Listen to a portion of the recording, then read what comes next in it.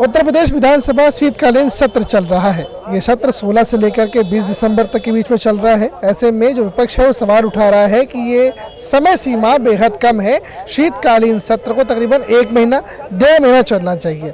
लखनऊ के लोग हैं, हम बात करेंगे, समय सीमा कम है क्या? 16 से 20 दिसंबर महज 4 दिन 5 दिन का जो दरमियानी है। राज्य इतना बड़ा है, विपक्ष लगातार कह रहा है कि कम से कम 1 महीना तो आप चलाओ। देखिए, भारतीय जनता पार्टी की सरकार जो है सत्र बहुत कम चला रही है। पहले एक महीना 1.5 महीना चलाया जाता था, तब जनता की समस्याओं को माननीय विधायकगण अपने क्षेत्र से आके उठाते थे, तब उस पर कुछ कानून बनता था या उस पर अधिकारी लोग कुछ सुनवाई करते थे। लेकिन अब तो ये सदन में आवाज उठाने का परंपरा खत्म करते जा रहे हैं योगी आदित्यनाथ जी।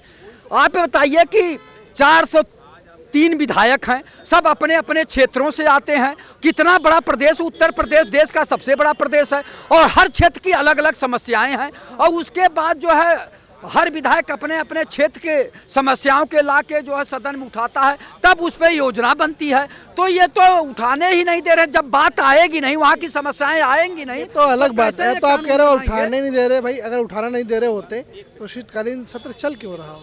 शीतकालीन सत्र 4 दिन की चला रहे हैं ना, 4 दिन की, शुक्रवार को शायद समाप्त हो जाएगा जैसा मुझे जानकारी है। तो माननीय योगी आदित्यनाथ जी संत महंत मुख्यमंत्री हैं, समदर्शी हैं, सबको समान दृष्टि से देखने का कहते हैं कि हम सबको बराबर देखते हैं।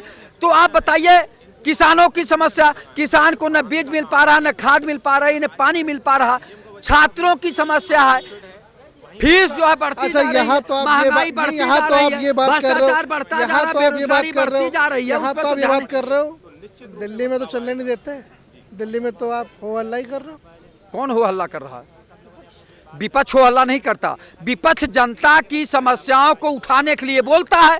सरकार जो है वो सुनना नहीं चाहती है। सरकार का केवल कहना कि सब चंगा है, मैं जो कह रहा हूँ वही सब सही है। तो कैसे सही है? जब आप बताइए कि आप वोट, कितने वोट पे आप देश की सरकार बनाए हैं और कितने वोट पे प्रदेश की सरकार बनी है।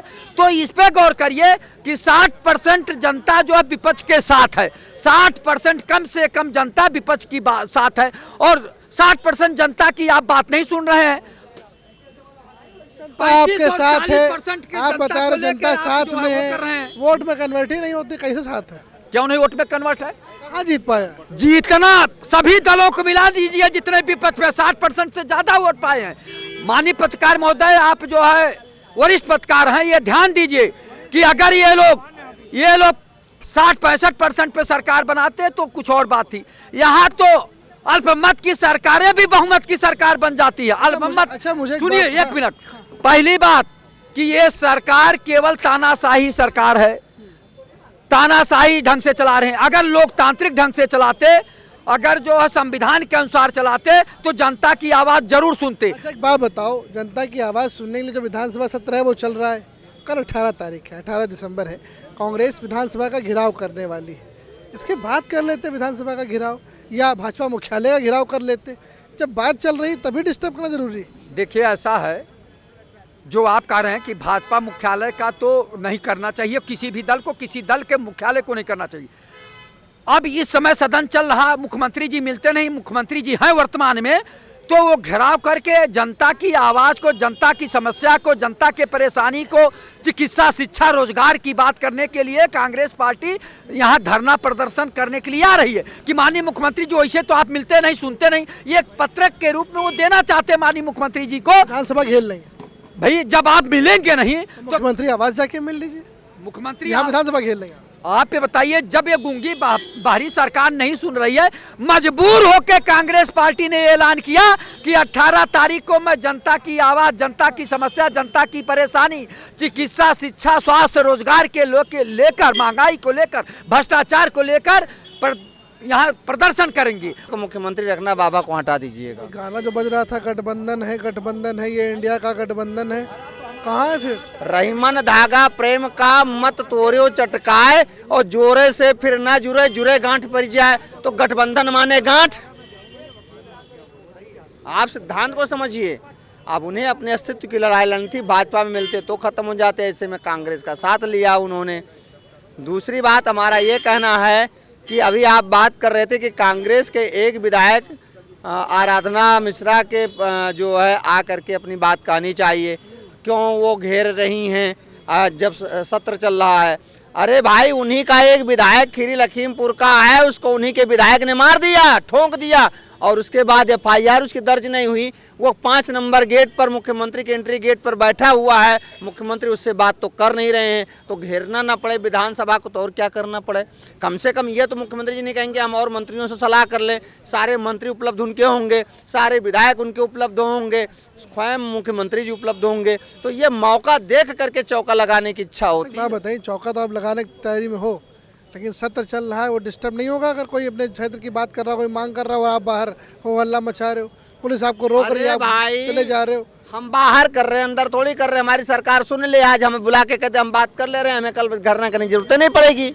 जनता को क्यों करने की जरूरत पड़ेगी जब जनता की बात नहीं सुनी जाती, तब उस विधायक की बात नहीं सुनी जा रही जो उनकी पार्टी का है, तो वो क्या करे, धरना न बैठे। जा रहे हैं विधानसभा के। देखिए, विधानसभा तो घेरना हमारा डेमोक्रेटिक राइट है, वो जाए ना जाए वो बात अलग है, और उनकी कितनी संख्या है, कम है, कोई दिक्कत नहीं, पर वो तो उनका डेमोक्रेटिक राइट है। शीत सत्र चल नहीं रहा है क्योंकि यहाँ पर गलत बयानबाजी। अजय राय कह रहे थे, कल एक प्रेस वार्ता उन्होंने रखी लखनऊ में मुख्यालय में कांग्रेस के, और उन्होंने कहा कि अगर हमारे कार्यकर्ता को कोई दिक्कत हुई, जरा डिस्टर्ब किया, ईंट से ईंट बजा देंगे। इस तरह की भाषा शोभा देती है, आपको लगता है?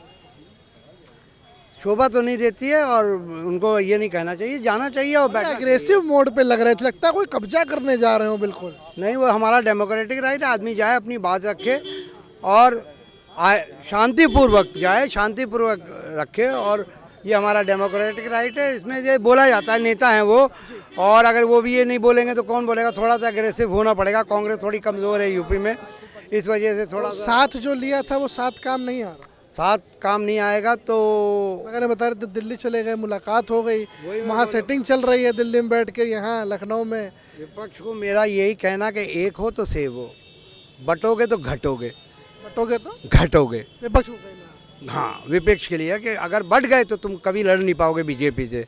बीजेपी एक ग्रास रूट लेवल पे लड़ाई लड़ती है, वो 24 घंटा काम करती है। उसकी लड़ाई लड़ने के लिए एकजुट होकर लड़ना पड़ेगा, अपनी स्वार्थ को एक कोने में रखना पड़ेगा, चाहे वो कांग्रेस हो चाहे आप। क्या स्वार्थ हो सकता है, क्या स्वार्थ हो सकता है? स्वार्थ ये बीजेपी वाला नारा अडॉप्ट कर लिया इन तो लोगों अब नारा भी चुरा लाए उनका। चुनाव से पहले इसी पे सबसे ज्यादा भड़के हुए थे, और चुनाव के बाद अभी उसी को अडॉप्ट कर लिया। ये क्या सुना नहीं, मैंने ये नहीं कहा कि बटोगे कि कटोगे। कटोगे बोलना संविधान के उल्लंघन है। लय की बात कर रहे थे, अब लय चोरी कर रहे हैं। आपने कहा ना कि बटोगे तो घटोगे, हमने कहा। हाँ, बिल्कुल सच बात है। वो गलत बोलते हैं, कटोगे तो वो गलत बोलते हैं। हाँ, क्योंकि कटोगे तब भी घटोगे। कटोगे हिंसावादी वाला है, जो आप बोल रहे हैं ऐसा बोले, गलत बोले। मैंने उसका आपका सहयोग किया कि हाँ गलत है। कटने वटने का काम ही नहीं, गांधी का देश है ये, गोडसे का देश नहीं है।